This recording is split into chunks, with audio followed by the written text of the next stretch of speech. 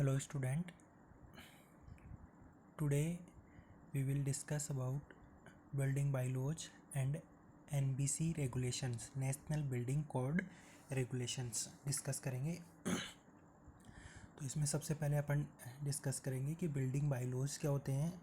तो मैं पहले आपको बता दूं कि अगर अपन कोई भी बिल्डिंग प्लान करते हैं, ठीक है, कंस्ट्रक्ट करने के लिए, तो सबसे पहले अपन को रूल्स एंड रेगुलेशन पता होने चाहिए कि अपन को किस लिमिट तक कंस्ट्रक्शन वर्क करना है, ठीक है, क्या क्या रूल्स और रेगुलेशन क्या करने हैं, फॉलो करने हैं, ठीक है। तो सबसे पहले अपन डिस्कस करते हैं बिल्डिंग बायलॉज इंट्रोडक्शन।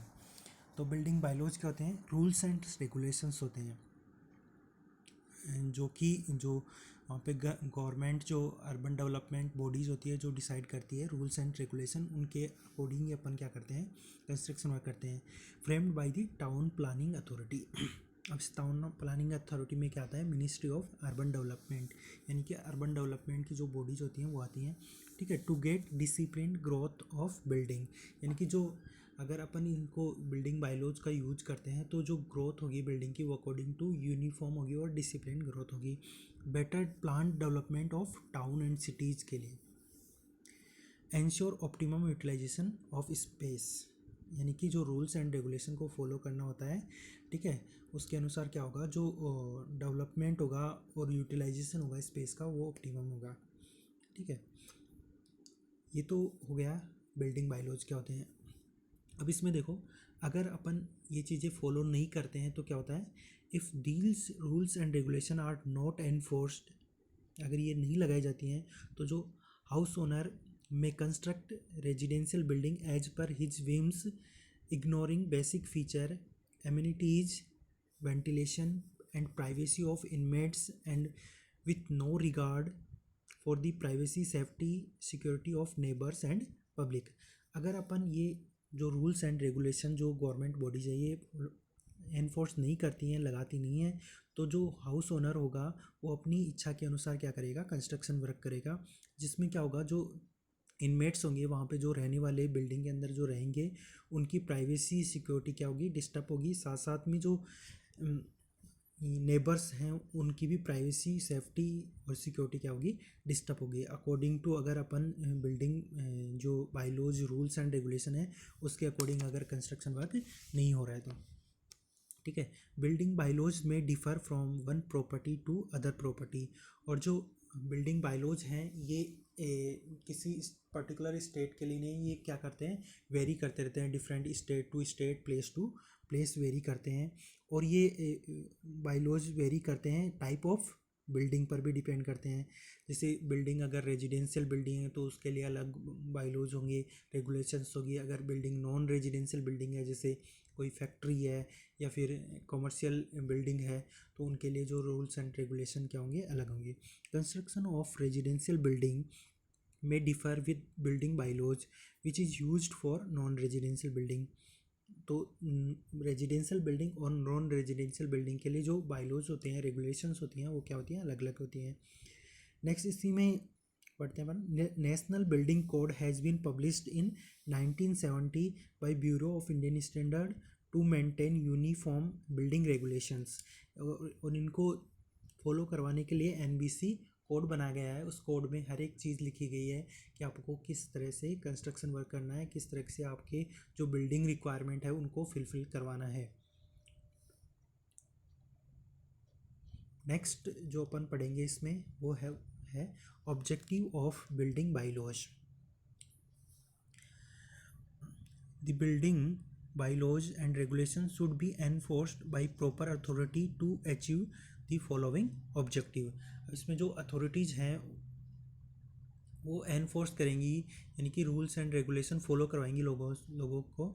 उसके लिए क्या ऑब्जेक्टिव होगा, वो फर्स्ट वन है allow disciplined and systematic growth of buildings and towns and prevent haphazard development.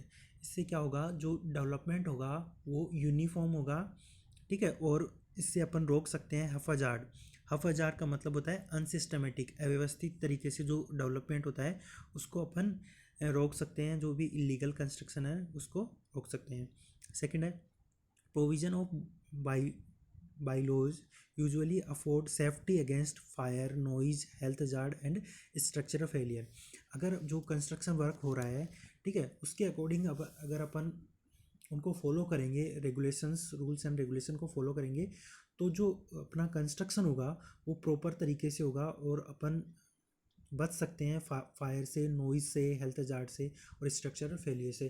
क्योंकि जो अपन स्पेसिफिकेशन होते हैं जो भी डिज़ाइन के, उनको क्या करेंगे, प्रॉपर फॉलो करेंगे, तो उसके अनुसार अपन को जो भी स्ट्रक्चरल फेलियर वाली कंडीशन है वो नहीं आएगी। थर्ड वन है provide proper utilization of space to achieve maximum efficiency in planning.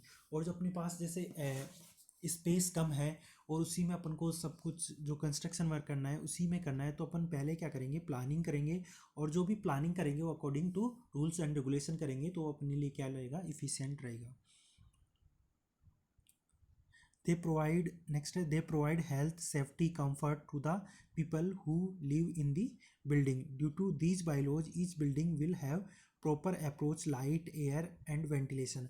अगर जो कंस्ट्रक्शन वर्क हो रहा है, ठीक है, वो अगर बिल्डिंग बाइलॉज के जो रूल्स एंड रेगुलेशन है, ठीक है, उनके अनुसार हो रहा है, तो उसमें क्या होगा, प्रॉपर वेंटिलेशन होगा, प्रॉपर लाइटिंग होगी, प्रॉपर एयर का सर्कुलेशन होगा, तो जो इनमेट्स होंगे वहाँ पे, जो भी ऑक्यूपेंट होंगे वो हेल्दी रहेंगे,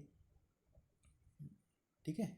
नेक्स्ट है they give guidelines to the architect और an engineer in effective planning and useful in pre planning the building activity.